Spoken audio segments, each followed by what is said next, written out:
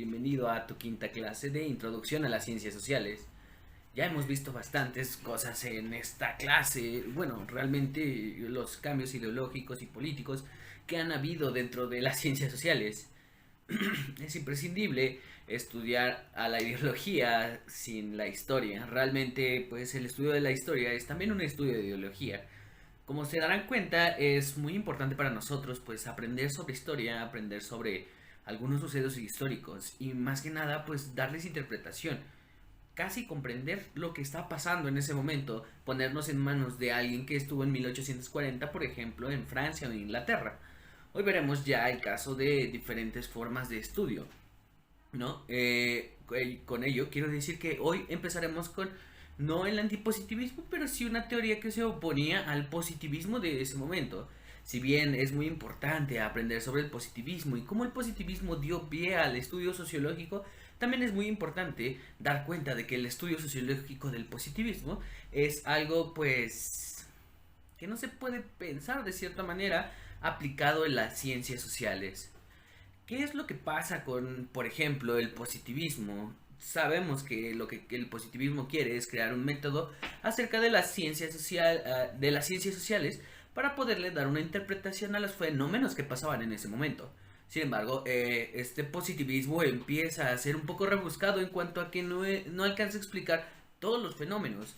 Empieza a ser un poco absurdo el poder tomar fenómenos matemáticos con fenómenos sociales, puesto que los fenómenos matemáticos o los fenómenos naturales que pasan día a día, cosas por el estilo, son distintos, realmente distintos. Empezamos con una idea del por qué traducir las actitudes, por ejemplo, con números, ¿ok? Lo he dicho varias veces, puede existir la estadística de algo, puede existir la estadística de tal cual, y esta estadística puede ser interpretada de diferentes maneras para que nosotros podamos pues hacer conciencia de los cambios que pues pueden ocurrir en ese momento. Sin embargo, pues eso no quiere decir que estemos estudiando a fondo esta realidad. Estamos realmente estudiando por fuera o muy por fuera la realidad. Ahora bien, es importante tomar en cuenta que pues todos vivimos situaciones distintas, no pueden ser similares pero no iguales, ¿ok? El problema de, por ejemplo, las ciencias físicas o las químicas y de su método es que puede ser aplicado para ciertos fenómenos que pasan dentro de pues un mundito o un mundo muy específico, ¿ok? Por ejemplo, si nosotros experimentamos con aves, pues la idea es que las aves van a actuar de cierta manera conforme a sus instintos. Pero nosotros tenemos otra forma o otra manera de actuar, de entender el mundo, ¿ok? Y más que otra cosa por nuestras historias de vida, ¿ok? Nosotros traducimos el mundo conforme a nuestras historias de vida van pasando. Estas historias pues tienen pues cierto fundamento porque nosotros tenemos o tendemos a elegir todos los días, ¿ok?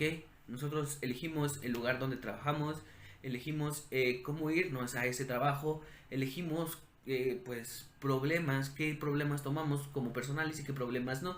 Elegimos pues a quién querer, a quién amar, a quién no amar. Elegimos muchas cosas día con día, perdón.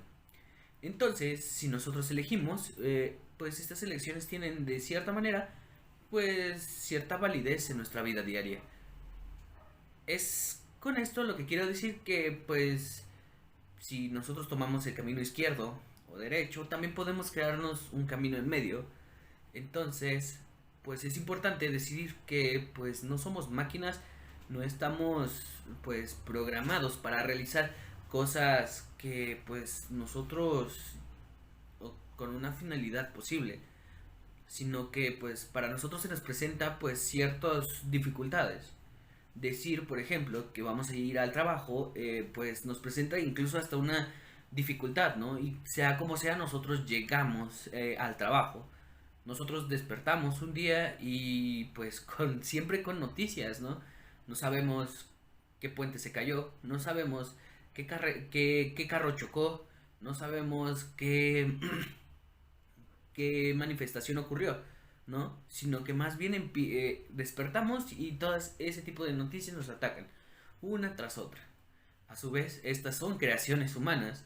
Entonces, pues nosotros o El actuar humano no se puede limitar a decirse que se va a predecir, a de cierta manera, a incluso pues establecer leyes, ¿no? Lo que quiero decir es que en efecto, nosotros somos humanos. No somos fenómenos físicos con los cuales se pueden establecer leyes, porque nosotros tenemos conciencia y voluntad. Si no tuviéramos conciencia y voluntad, es muy seguro que nosotros tendríamos una explicación distinta, o los humanos nos explicaríamos de distinta manera. Sin embargo, no somos eso, somos otro tipo de cosas que pertenece a otro estándar o otro modelo de ciencia, ¿no? Es por eso que las ciencias sociales empiezan a crearse, porque vemos fenómenos que no están dentro de los que no puede explicar la física o por ejemplo la química. Sí, la química puede explicar cómo me hago un arroz con leche, puedo cocinar, por ejemplo, la física puede explicar cómo puedo vivir, incluso, no sé, cosas por el estilo. Sin embargo, las ciencias sociales, o bueno, la física o la química no pueden explicar cómo surgió un grupo social. No pueden explicar, pues, fenómenos de la economía. Sí pueden explicar como otras cosas que están de acuerdo con la naturaleza, pero de cierta manera no pueden explicar este tipo de fenómenos que son distintos, son realmente distintos, pertenecen a otra naturaleza, son de naturaleza social, ¿ok? Ahora bien, con ello pues empezamos como este debate pues ideológico, porque entre lo que sabemos y lo que pues va a ocurrir, pues necesitábamos un método el cual nos explicara o nos diera pie a que nosotros empezáramos a estudiar pues estos fenómenos sociales de manera debida. Como lo recordarán, el positivismo lo que quería hacer era darle validez científica, una validez que pues fuera al igual que pues, las ciencias fácticas o como la física o la química, pues que estas ciencias, pues un método que le explicara de igual manera para darle esa validez, ese conocimiento de que sí en verdad existe, sí en verdad es. Sin embargo, pues muchos de los autores se dieron cuenta que en efecto este tipo de cosas no debería de suceder, pues si sucedía entonces se dejaban a un lado bastantes factores. Factores como por ejemplo las historias de vida, factores por ejemplo como geográficos, factores, por ejemplo, políticos, factores subjetivos, factores como de grupo y de sociedad. Esos que pertenecen y que queremos explicar de cierta manera con cada una de nuestras ciencias. Entonces, estos factores fueron, pues, de cierta manera apareciendo y fueron pues, flaqueando al positivismo. ¿Ok? Si nosotros tomamos en cuenta varios factores que de igual manera influían en nuestras vidas, pues entonces el positivismo iba perdiendo valor. Entonces ya no era una ciencia como tal, pues lo suficientemente sostenible como para poder decir que existía. El día de hoy vamos a ver una de las tantas teorías que se opone al positivismo, ¿ok? Sin, claro, oponerse como totalmente porque de cierta manera no se conocía como tal el positivismo empezaba y con ello empezaron también otro tipo de ideas. Pero en este caso, en otro contexto y en otra parte del mundo, empezó a surgir otros cambios. Y de hecho es aquí cuando me empiezo a explicar cómo una idea puede cambiar al mundo.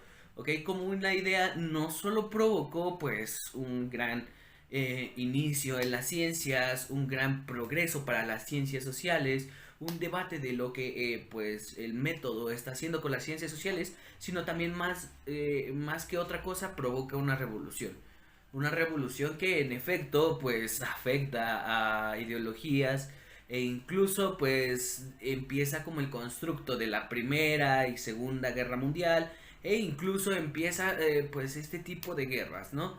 Ya teníamos en sí revoluciones que pasaban por un lado, por otro lado del mundo, pero las guerras aún no iniciaban, ¿no? Ya no eran potencias mundiales contra otras potencias mundiales, sino que más bien se estaban cocinando en ese momento pues la producción ya era alta, ya teníamos luz, ya era un cambio bastante interesante en nuestro mundo. La luz fue un parteaguas también para que pues, la segunda revolución industrial empezara.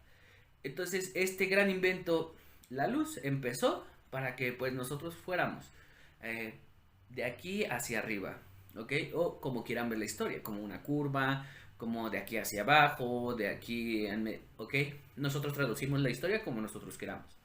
Sin embargo, es aquí donde empieza todo, ¿ok? Donde, como ya les dije, por un lado tenemos el positivismo, por otro lado empezamos con otra cosa, con algo llamado materialismo histórico dialéctico, que es lo que ya vamos a explicar en un momento. Sin embargo, pues esta idea, por ejemplo, de Karl Marx decía que hay que tomar otro tipo de cosas para poder analizar al humano, ¿ok? Estas cosas eran, por ejemplo, el sentido político, el sentido histórico, el sentido eh, humano, su naturaleza humana, ¿ok? Los términos de Marx son bastante rebuscados, lo cual voy a tratar de pues explicarte en cada una de estas secciones y pues de cierta manera darte un inicio acerca de lo que es el materialismo histórico dialéctico. Bueno, y también pues darte un contexto histórico e incluso lo que provocó es Marx, ¿ok? Y lo que ha provocado, porque hasta el día de hoy ha sido un controversial hombre que pues creó una, hasta por así decirlo, le dio bases a las ciencias sociales para que fueran formales y de cierta manera que nosotros empezáramos a traducir a la sociedad de distinta manera. Es por ello que es muy esencial aprender sobre esto. Ahora bien, entremos en materia. ¿Ok? Ya después de todo esto, o de haber visto todo, pues lo anterior, entremos en materia. ¿Qué es lo que queremos investigar el día de hoy? Sería el materialismo dialéctico.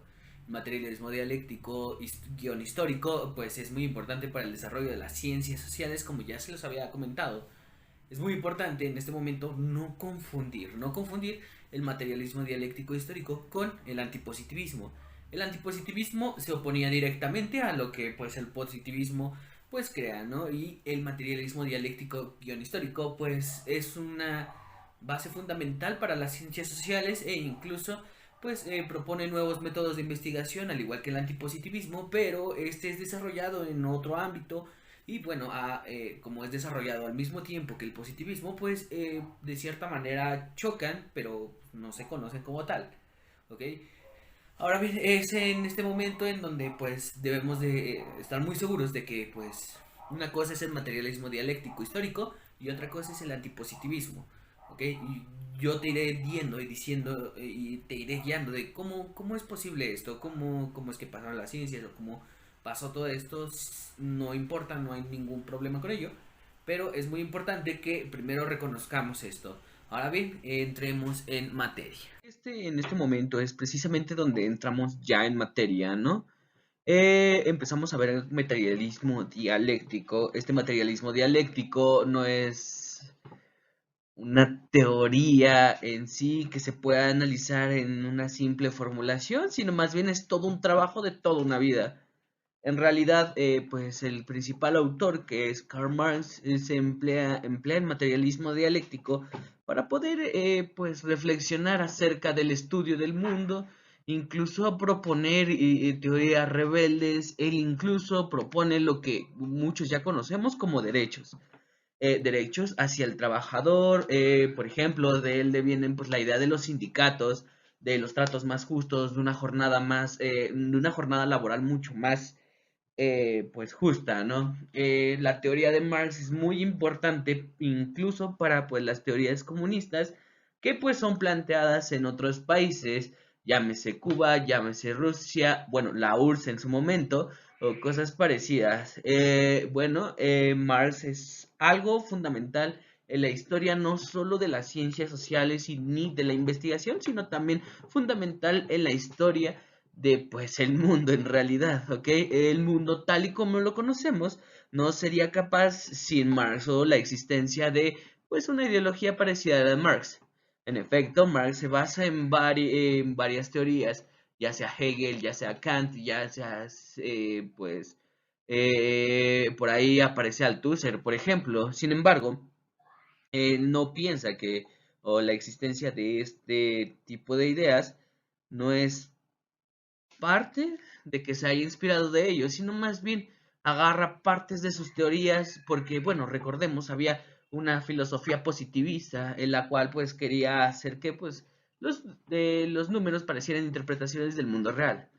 Marx se da cuenta de que pues no es así, en realidad pues él plantea otro tipo de teorías de acuerdo con lo que él estaba viviendo en su momento. Recordemos, Marx o Karl Marx es un alemán muy empedernido, ¿no? Ya lo iremos viendo, pero en este caso pues es fundamental entender que pues Karl Marx no era cualquier pensador o cualquier persona en ese momento, sino más bien un pensador que pues dirigiría lo que pasaría en el mundo, lo siguiente en el mundo. Ahora bien, en este caso, pues él define, o lo que hay que saber es que él pone el marxismo, el capital y el materialismo histórico dialéctico. ¿Ok? Hablamos de un materialismo histórico dialéctico como una corriente filosófica que define a la materia como la base de la realidad, independientemente si esta es concreta o abstracta. Ahora bien, se reconoce una realidad concreta o abstracta. Quiere decir que también está tomando en cuenta el mundo de las ideas. Ya no es solamente pues el mundo que se puede tocar, el mundo observable, sino también el mundo de las ideas, lo que sentimos. En este caso, Marx toma ambas realidades y define a la materia, ¿ok? La idea de materia en Marx se toma a través de Kant o el kantianismo, en este caso para que él pueda definir qué es la materia, ¿ok? Y toma la idea del materialismo, no como algo que exista, sino más bien como el fenómeno que hay. Este fenómeno, pues lo llama como materia. Esta materia, pues debe de ser de cierta manera estudiada, ¿ok? Ahora bien, también dice, elimina el factor que concede una superioridad de la materia frente a la conciencia, declarando la concepción del mundo por su naturaleza material, aplicando la dialéctica para interpretar en ese sentido de dicho mundo. Aquí vamos a subrayar algo importante, puesto que pues me parece algo fundamental en el estudio de Marx, ¿ok? Puesto que pues no vamos a ver a todo Marx, en realidad pues es una obra y podríamos pues tener solo una materia hablando solo de Marx, ¿no? Sin embargo, el materialismo dialéctico es como fundamental para el inicio de las ciencias sociales. Incluso el materialismo dialéctico es fundamental para el inicio de la economía. Toda la obra de Marx, por ejemplo, se centra también en el estudio de la sociología. Por ejemplo, también hay estudios que pueden incluso marcarnos hasta la psicología. Pero bueno, eso ya es debatible y ya puede ser como pues visto desde otro ángulo el día de hoy, o podemos definir la clase obrera o los burgueses gracias a Marx. Pues de ahí retomamos estas ideas y podemos explicar el mundo gracias a sus conceptos. Ahora bien, el materialismo dialéctico, como les decía, es una corriente filosófica, ¿ok? Toma como la materia la base de la realidad, ¿ok? Los fenómenos, independientemente si esta es concreta o abstracta, ¿ok? Existe el mundo de las ideas en caso de Marx. Recordemos que el positivismo no tenía esa parte o no tenía esta pequeña característica. También elimina el factor que concede una superioridad de la materia frente a la conciencia. Eso quiere decir que pues los fenómenos que vemos o los fenómenos palpables no son más de lo que nosotros podemos conocer. Recuerden, en el positivismo es distinto. En el positivismo decimos que la conciencia existe gracias a que pues vemos cosas, a que pues hay cosas que vemos. Y no, aquí los divide en dos y no es que uno sea separado del otro, pero los dos existen por sí mismos, declarando la concepción del mundo por su naturaleza material, o sea, todos los fenómenos que pasan, aplicando la dialéctica para interpretarlo. Esto quiere decir que la dialéctica habla de dos, no solo de una parte, sino de varias partes que conforman una sola cosa, ¿ok? Esas partes conciben o hacen o crean en sí mismo un solo fenómeno.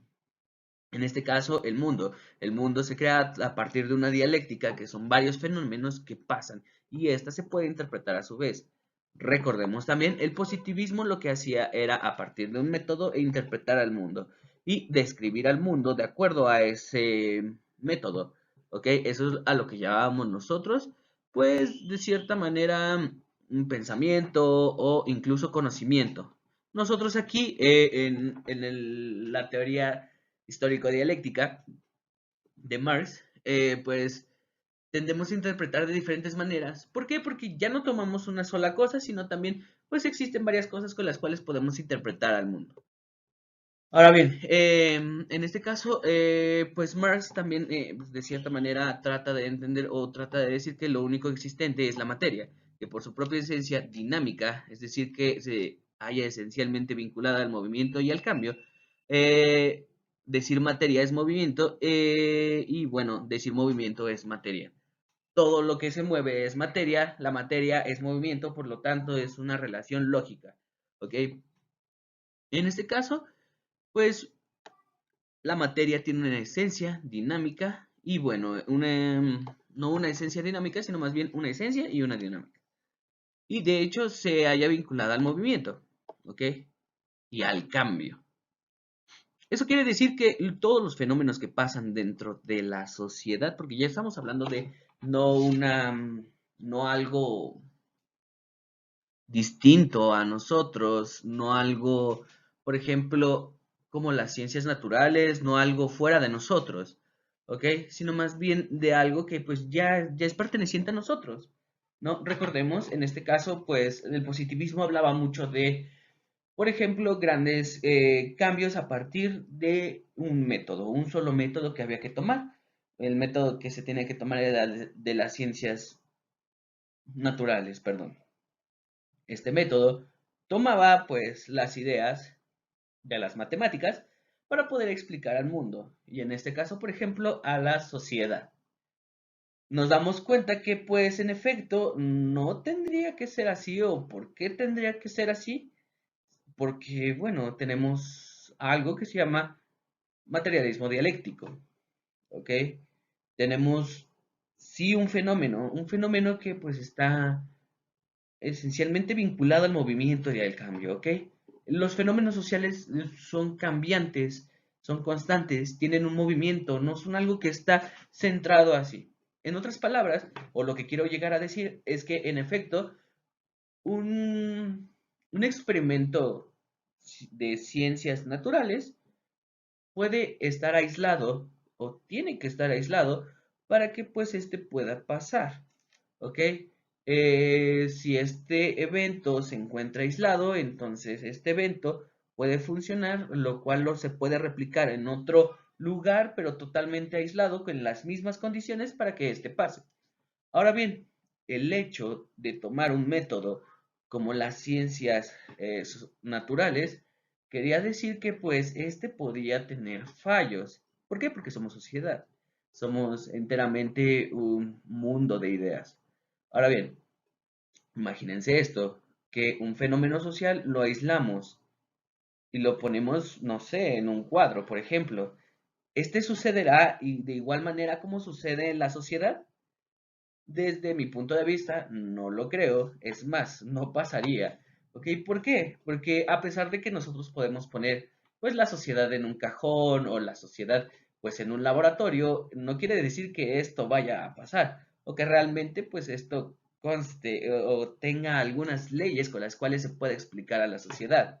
Lo hacemos en ciencias naturales, sí, pero en ciencias sociales es bastante distinto. ¿Por qué? Porque tenemos un movimiento y tendemos al cambio. No es sencillo decir que, por ejemplo, nosotros somos el ciclo del agua o que pues el ciclo del agua pasa igual que el cambio social. Es súper distinto y estamos en diferentes sintonías. ¿Por qué? Esos son fenómenos naturales que pasan en un ciclo. Nosotros somos fenómenos sociales que pasamos en nuestra propia naturaleza y nosotros estamos divididos por nuestra propia naturaleza, ¿ok? No somos, como lo decía, un tanto mecanicistas ni funcionalistas, sino más bien tendemos a otro tipo de cosas, ¿ok? La crítica hacia, por ejemplo, el positivismo está aquí. Incluso podríamos tomar en cuenta la teoría de Marx para que podamos criticar pues la idea mecanicista y funcionalista de lo que era el positivismo. Sin embargo, todavía no entramos en crítica, puesto que pues la idea es todavía conocer este fundamento pues epistémico, ¿ok? O en este caso, la idea de Marx.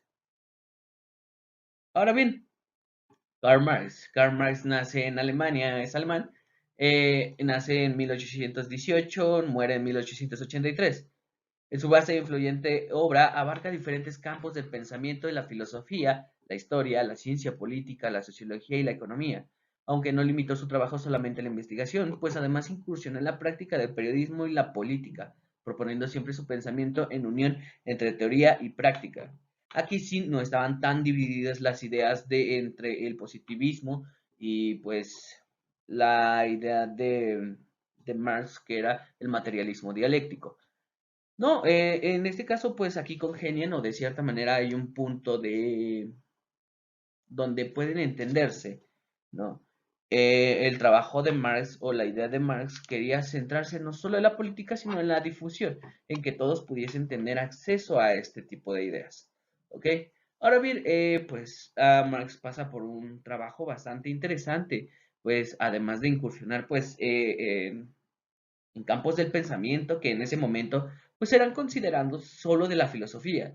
Ya se vuelven campos formales cuando empieza la idea de Marx, ¿ok? Cuando se le propone algo distinto. Ahora bien, pasa por la filosofía, la historia, la ciencia política. Es muy importante su trabajo en ciencia política, sociología y economía, ¿ok? A pesar de que la filosofía y la historia pues propone cosas interesantes, pues sus campos, desde mi punto de vista, la ciencia política, la sociología y la economía, pues es realmente casi fundador. Es un parteaguas para que nosotros podamos interpretar lo que está pasando en el mundo. ¿Ok? Ahora bien, como les decía, las ideas en Marx no son nada más o meramente pues ideas propuestas o teorías, sino más bien es todo el trabajo de una vida. Gracias a la propia revolución industrial, pues recordemos, la revolución industrial no era solo más que un momento que le pasaba a la humanidad, ¿no? Recordemos que ya eran cambios mecánicos del trabajo manual al trabajo industrial, por ejemplo. Entonces, si este trabajo industrial era creado por los mismos humanos, pero pues a su vez éramos explotados y a su vez no incrementaban las mejores condiciones de vida nada más para algunos otros, pues era necesario pues encontrar este tipo de ideas para que nosotros pudiéramos incluso revelarnos. Ya veremos y iremos viendo qué es lo que pasa con Karl Marx o por qué pues, su idea de revelación existe, pero aquí hay un punto importante. En ese caso, Marx se centra en la idea de revolución, del por qué no tomar las armas, o bueno, en este caso, por qué no tomar, pues, todos los medios de producción. Los medios de producción, recuerden, en ese momento eran muy importantes para los burgueses, ¿ok? Si un burgués tenía los medios de producción, ¿quiénes trabajaban los medios de producción? Pues obviamente los obreros. Los obreros eran realmente quienes pues mantenían de cierta manera la clase, ¿no?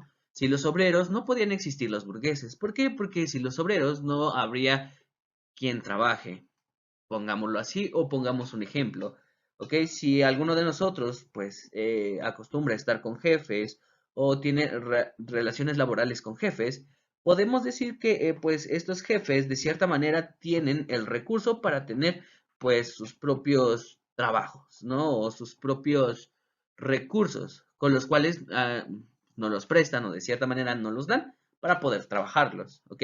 Pero imagínense un día que todos los obreros desapareciéramos. ¿Qué creen que los burgueses harían con todo ese material?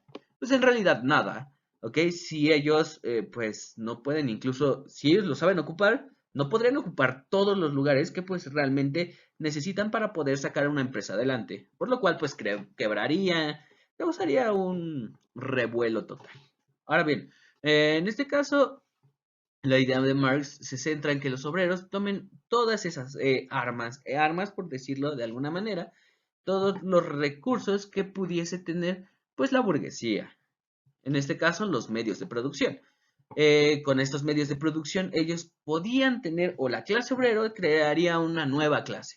Sin embargo, pues esto queda como pues a la deriva porque pues esa clase obrera se convertiría pues en una nueva clase que sería pues la burguesía, ¿no? Y así sucesivamente se repetiría pues el pasaje, ¿ok? Sin embargo, la idea de Marx no queda esta ahí, sino más bien la idea de Marx era la revolución en total, la revolución en su totalidad para que pues pudiésemos vivir en un mundo más reflexivo, por así decirlo. ¿Ok? Entonces, pues esta base política es fundamental para poder comprender a Marx desde el contexto en donde se encontraba Marx. ¿Ok? Es fundamental incluso entender que pues en ese tiempo las condiciones no eran las suficientes o las necesarias para poder vivir bien, ¿no? La calidad de vida era deplorable. ¿Ok? Imagínense a niños en fábricas trabajando, por ejemplo, durante 12 horas. Esto, pues agréguele a que pues las personas trabajaban 12, 14, 16 horas, ¿no? Ahora bien, no solo ellos trabajaban, sino también las mujeres, a pesar de que se les daba trabajo, pues también pues era un poco, aunque era limitado, porque pues bueno, ya sabe, la historia de las mujeres con pues el trabajo es un poco limitada, pero en ese caso, pues a las mujeres se les daban las peores condiciones. O sea, si a un hombre se le daba una condición fatal, imagínense a una mujer. En este caso, ¿por qué? Por el hecho de ser mujer. Eh, Había mucho a qué debatir en ese momento. Sin embargo, Karl Marx se da cuenta de esto e incluso con uno de sus amigos y teóricos que en ese momento pues surgieron. En este caso, Friedrich Engels. ¿Ok? Engels era hijo del propietario de una importante fábrica textil en Manchester, ¿ok? Corazón de la Revolución Industrial, donde pasó, recuerden, Inglaterra, empieza la Revolución Industrial. Durante su estancia escribió su primer libro de la situación de la clase obrera en Inglaterra, que influyó en Marx para concebir la dialéctica histórica en términos de conflicto de clases. ¿Ok? Vamos a subrayar esta parte, el conflicto de clases. Es decir, la clase obrera y los burgueses. ¿Ok? Que de cierta manera pues es una clase más. Ahora bien, Friedrich Engels y pues en efecto Karl Marx crean el marxismo, como ahora se conoce, claro. En ese momento, lo que ellos empezaron a crear, o lo que pues Friedrich Engels se daba cuenta, es que a pesar de que era un burgués, se daba cuenta de las desigualdades que había dentro de pues los trabajos en la plena revolución industrial. Este tipo de cosas pues le molestaban un poco a Engels y de cierta manera pues influyeron para empezar su trabajo con Karl Marx. ¿Okay? Entre Karl Marx y Engels pues crean todo un materialismo dialéctico o toda una teoría en la cual pues se interpreta el mundo. Y no solo se interpreta el mundo, le da pie a la economía y le da pie a las revoluciones. Esto ya lo veremos en un poco más, pero bueno, en este caso influyen incluso en alguien llamado Lenin. Lenin, ahorita se van a dar cuenta quién era. ¿Ok? Lenin era muy importante y es muy importante para pues esta parte de la historia, porque recordemos, o bueno, veámoslo así, una idea influyó en una revolución, ¿ok? En este caso, ¿quién lo iba a pensar así? O por lo menos los positivistas lo hubieran pensado de esa manera. Recordemos que los positivistas, pues, se guiaban mediante reglas lógicas y matemáticas, ¿no? Lo que querían era predecir, realmente, pues, de cierta manera limitar, ¿ok? Ahora bien, si el trabajo de, por ejemplo, en este caso, Auguste Comte, pudiese haber dicho algo real, pudo haber predecido este tipo de cosas, como hubiera tomado en cuenta pues el mundo de las ideas. En este caso, el mundo de las ideas influye directamente en la parte de pues las revoluciones en este caso. Ahora bien, ¿qué es lo que debemos de conocer del materialismo dialéctico? En este caso, únicamente se puede desarrollar la ciencia mediante la percepción de lo material y no la percepción de lo espiritual. Al igual que, pues, en este caso, el efecto de Auguste Comte, o bueno, la idea de Auguste Comte, es que alejar lo espiritual de lo material o de los fenómenos que pasan dentro del mundo, ¿ok? Ya aquí la explicación de Marx es, pues, alejar las ideas espirituales o alejar, pues, esa idea espiritual, porque recordemos también Marx, pues, plantea una de las frases más célebres de todo el mundo, que la religión es el opio del pueblo, ¿no? Pero bueno, cada quien tendrá su visión acerca de ello. Sin embargo, Marx es conocido por esta frase. Ahora bien, en este caso, como les decía, ya no era una explicación espiritual, ya Dios ya no tenía cabida en este mundo, sino más bien, pues era una percepción bastante más de lo material, ¿no? De los fenómenos que pasaban y tomar en cuenta esta dialéctica que era como tomar en cuenta cada uno de los elementos que podrían rodear a una de estas cuestiones. Ahora bien, establece que si los sucesos se dan en el planeta, suceden de forma aislada, o sea, suceden aquí. Presentan dependencia. En ese sentido, la cuestión establece que, en base a la dialéctica, los fenómenos se producen en el mundo, no son aislados el uno del otro, ¿ok? El hecho de que influyan no quiere decir que, pues, están aislados, no como lo tomaba el positivismo, que el positivismo creía que todos los fenómenos eran distintos, ¿no?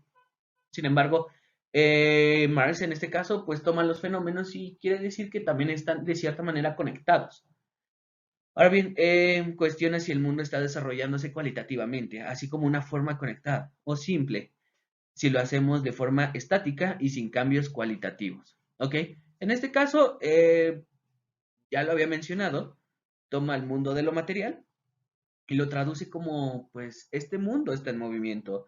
No es un mundo distinto al que, pues, nosotros vemos, pero sí es cambiante. ¿Ok? No es algo que está realmente en una caja, sino más bien cambia. Y este cambia cualitativamente, no cuantitativamente. Recordemos que lo cuantitativo se centra en los números y lo cualitativo en actitudes, en efectos, en algo más humano. ¿Ok? Entonces, es por eso que pues también presenta esta cuestión básica de lo que es el materialismo dialéctico y lo presenta tomando en cuenta lo cualitativo. ¿Ok? Y bueno, en este caso hay fundamentos del conocimiento materialista, del materialista dialéctico, ¿ok? Esto es muy importante porque aquí dice que las cosas existen pese a nuestra conciencia, ¿ok? A pesar de que nosotros podemos vivir en un mundo de ideas, las cosas siguen pasando a nuestro alrededor, ¿ok? No hay diferencias entre un fenómeno y lo material. Lo material es un fenómeno en este caso. Solo entre lo conocido y lo conocido. El hecho que no lo conozcamos no quiere decir que no existe, ¿ok? Es muy bien sabido eso y es una parte muy fundamental que pues reconoce el materialismo dialéctico e incluso la ciencia. El hecho de que lo desconozcamos o que no tengamos cómo nombrarlo no quiere decir que pues no exista. Todo lo contrario, esto debe de ser nombrado y denominado. Ahora bien, no se debe de considerar el conocimiento como terminado e inalterable, perdón, pero sí debe de considerarse como completo al emerger de esta ignorancia. Algo de lo que se oponía bastante Marx era la ignorancia, ¿ok? La idea de que, por ejemplo, el conocimiento termina en un punto, no termina, teníamos más cosas que conocer y, por ejemplo, en este caso teníamos que, pues, realmente derrotar algo, la ignorancia. En este caso, la ignorancia de, pues, los fenómenos, como ya les decía, lo conocido y lo conocido no quiere decir que no, pues, no nos deberíamos de cerrar o que pues en realidad en algún momento el conocimiento terminaría, sino que por todo lo contrario, ¿ok? Era un punto que pues emergía para que nosotros pudiésemos interpretar más cosas. Pero bueno, en este caso, pues iremos a ver qué es la consecuencia de esta pequeña sesión o la consecuencia del materialismo dialéctico. Los dejo con el siguiente video. Hoy en Draw My Life, la Revolución Rusa de 1917. En 1894, el zar Nicolás II de Rusia tomó el poder de un imperio habitado por 126 millones de personas. La clase obrera vivía situaciones de pobreza y hambre, mientras que la clase alta o la élite nadaba en un mar de lujos. La lucha en contra de las injusticias del gobierno y la escasez de comida causó una revolución en 1905. Durante una protesta, las fuerzas imperiales dispararon a los protestantes matándolos e hiriéndolos. Esto ocasionó meses de manifestaciones de trabajadores furiosos. La revolución de 1905 desencadenó en que el zar comunicara el Manifiesto de Octubre, donde se establecían las bases para la protección de derechos civiles, la creación de una constitución y la creación de una Duma imperial o una Asamblea Nacional.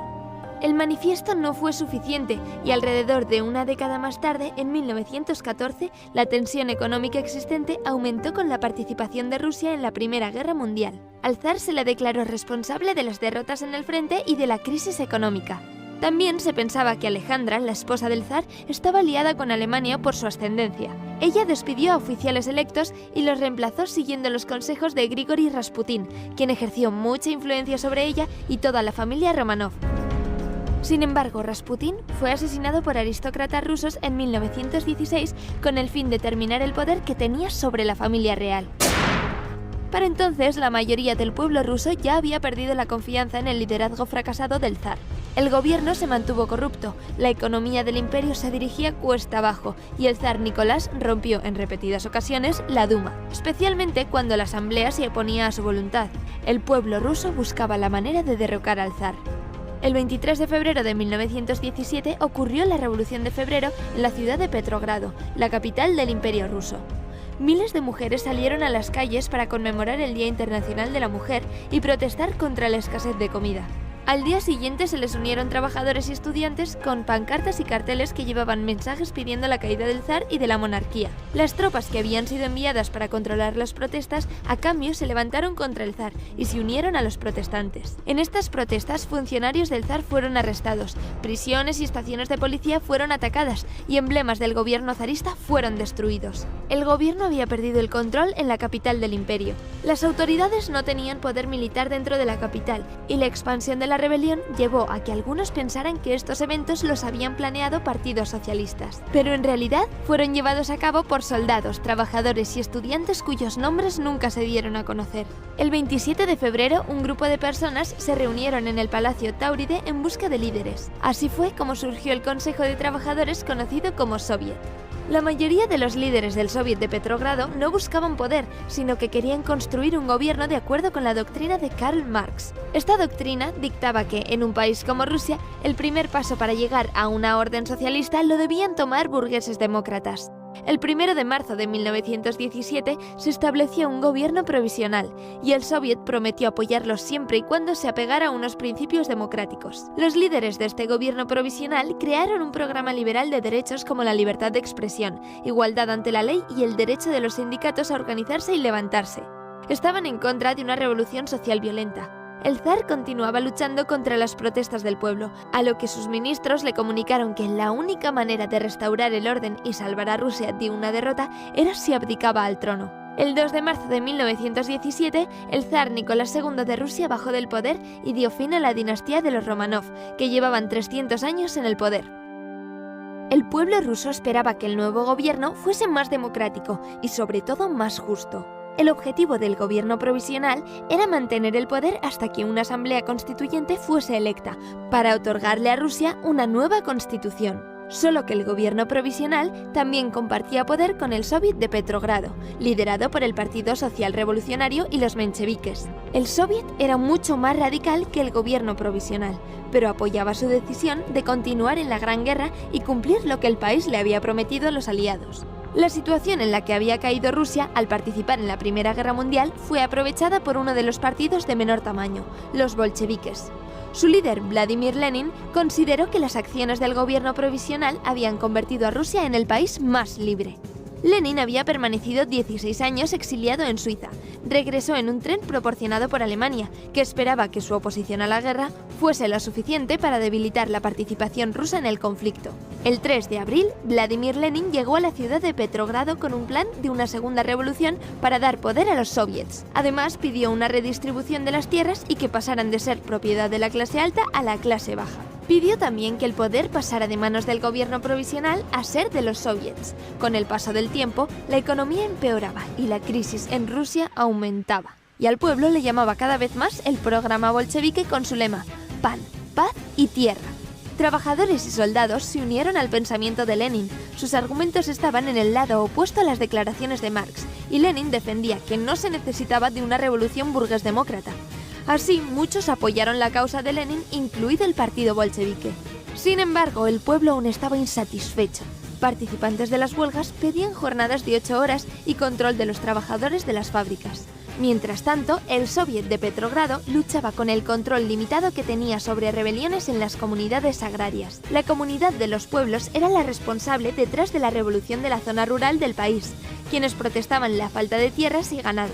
Por otro lado, los soldados tenían sus propios comités, y algunos de ellos se negaban a pelear por más de 8 horas al día, reclamando así los mismos derechos que los trabajadores. El éxito del ejército ruso en el frente demostraría para el gobierno provisional la conservación del Estado. De lo contrario, la victoria de Alemania significaría el regreso de la dinastía Romanov. Rusia lanzó un nuevo plan de estrategia a mediados de junio, y durante los primeros 2 días consiguieron avanzar. pero en el tercer día fueron sorprendidos por un ataque por parte de Alemania que le costó la vida de 400.000 soldados rusos.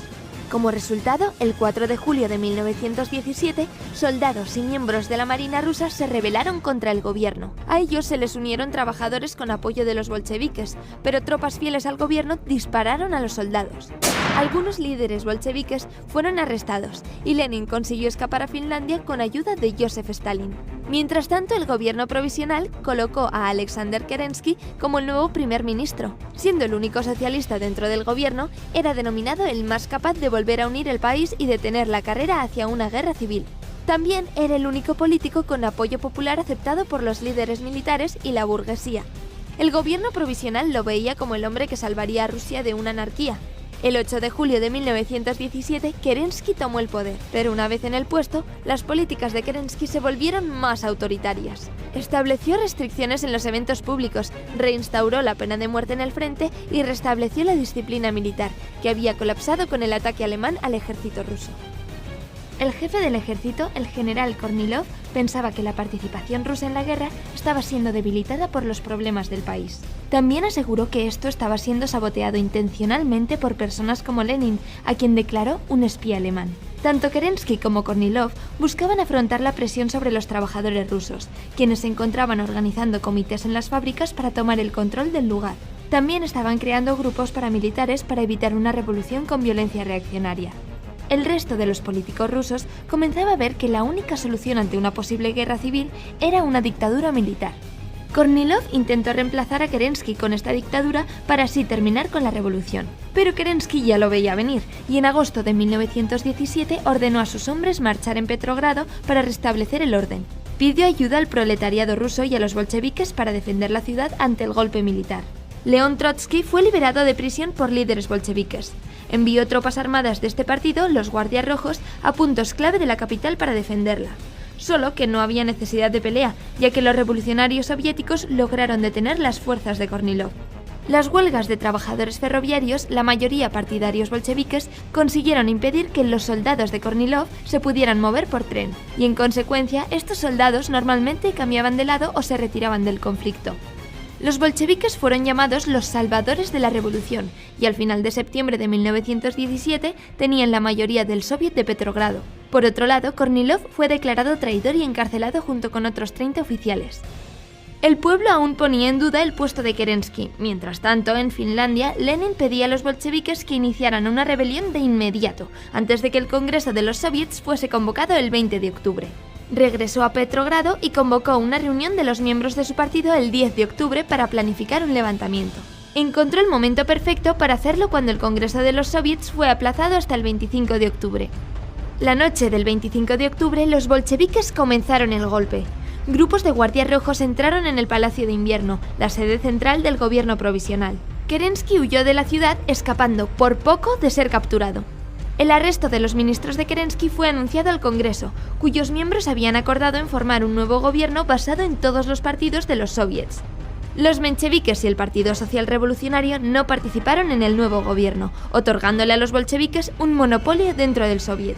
Además, Lenin informó sobre el derrocamiento del gobierno provisional. Algunos líderes estaban en contra, excepto León Trotsky, que provenía de la izquierda menchevique.